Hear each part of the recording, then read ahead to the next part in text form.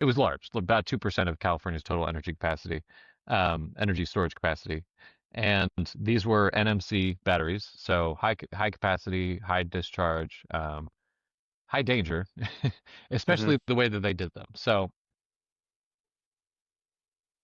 yeah, earlier this year, back in February, there was an accident there. One of the battery systems, one of the larger ones, caught on fire, and it started to burn, and it burned the building that it was in, and it caused a huge pillar of smoke to rise up. It could be seen for miles and miles around, and of course, it's right on a sensitive marine area. Got the the Monterey Naturally Bay right drew a there. lot of attention. Naturally drew a lot of attention. Moss Landing itself is not that populated, but it's between two, quite populated areas. Mm.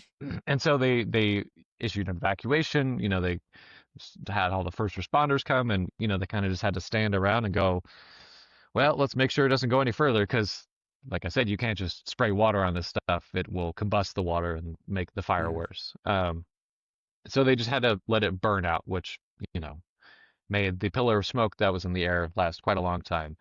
And then they did some testing afterward, in the nearby areas, the beaches and the riverbeds and the ocean and stuff like that, and they found uh, really high levels of nickel, manganese, and cobalt nanoparticles, which I studied environmental nanoparticle toxicity for my PhD. So I was like, oh boy, this is not, this is not good, because most people aren't really kind of clued into the fact that um, nanoparticles behave very fundamentally differently, and they can have some really weird properties.